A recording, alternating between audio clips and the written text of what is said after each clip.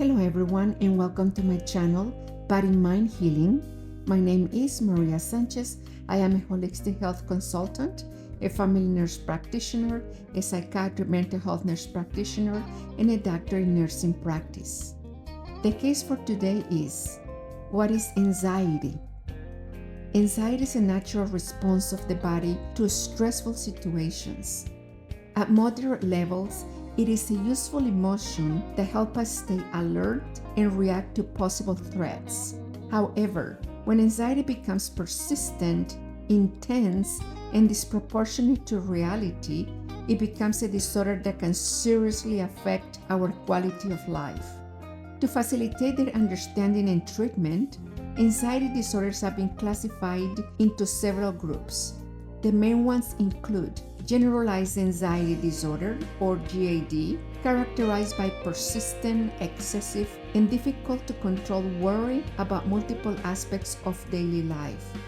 Obsessive-Compulsive Disorder, or OCD, manifests itself with recurrent intrusive thoughts or obsessions and repetitive behaviors, means compulsions, that are implemented to reduce anxiety. Panic disorders, or PD, are sudden, intense episodes of extreme fear, accompanied by physical symptoms such as palpitations, sweating, trembling, and difficult breathing. Post-traumatic stress disorder, or PTSD, that occurs after a traumatic experience and is manifested by intrusive flashbacks, nightmares, and extreme anxiety. Social anxiety disorder, or social phobia, or SAD. This is an intense fear of being judged or embarrassed in social situations, such as when we have to speak in public. Other disorders include phobias, anxiety induced by medical conditions or substance use, selective mutism, separation anxiety, and anxiety disorders not otherwise specified. Now, what is the difference between normal anxiety and pathological anxiety? Occasional anxiety is a physiological and emotional response that occurs in the face of threatening or unknown situations, and it is a beneficial response because it prepares us to face those challenges or difficult situations. However, when anxiety remains at high levels for prolonged periods of time, it begins to interfere with our daily routine and can end up becoming a chronic problem. The symptoms of anxiety can vary in intensity. Mild symptoms are those where we feel nervousness, discomfort like butterflies in the stomach. Severe symptoms are frequent and disabling symptoms such as panic attacks, constant fear of imminent danger. The symptoms of anxiety manifest themselves on three levels: physical, psychological, and behavioral. Physical symptoms include palpitations, tachycardia, rapid breathing or difficulty breathing, excessive sweating, tremors, hot flashes, chest tightness, nausea, muscle tension, insomnia, fatigue, frequent crying. Psychological symptoms include excessive and uncontrollable worry, irrational fear, fear of dying or losing control, feeling of unreality or depersonalization when we feel like we have left the body or that we are out of our body. Negative and catastrophic thoughts.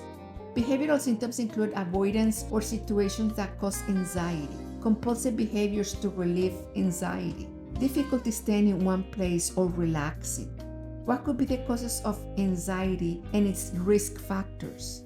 The development of anxiety disorders can be influenced by biological, psychological, and environmental factors. Some of the main causes include genetic predisposition, traumatic experiences, especially during childhood, chronic stress or lack of adequate coping strategies, imbalances in neurotransmitters such as serotonin and cortisol. Are there any treatments for anxiety? Despite their impact, anxiety disorders can be effectively treated with a combination of psychological approach, medication, and lifestyle changes. In psychological approach or psychotherapy, we commonly have the cognitive behavioral therapy or CBT, which helps to identify and modify negative thought patterns. Exposure therapy, which gradually confronts us with our fears to reduce the anxiety response. And there are several other therapies, a lot more intense, but with excellent results. Under medication, we have antidepressants, anti-anxiety medications to relieve symptoms, and several other medications. But it is always important to consult with a mental health professional before taking any medication, because some of these medications can interact or cause side effects that we're not familiar with, and we can create more problems than control our anxiety. In lifestyle changes, we have regular exercise to reduce stress and improve mood, relaxation techniques such as meditation and deep breathing, healthy habits such as a balanced diet, adequate sleep, and reducing caffeine, alcohol, and drug consumption, healthy boundaries like learning to say no, avoiding work overload, and seeking social support. Now let's look at anxiety from a spiritual and alternative perspective. From a spiritual perspective, anxiety can be seen as a manifestation of negative thoughts and limited beliefs that distance us from the present moment. An intense fear of the unknown, unconsciously denying life and its process, feeling like we are losing control of our life, which prevents us from using common sense and discernment.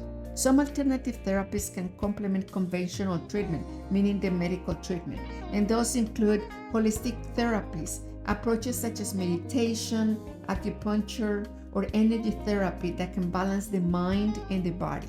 Healing past traumas, where emotional wounds from childhood or inherited patterns from the family tree are explored, and that can bring clarity to the process and help in healing anxiety.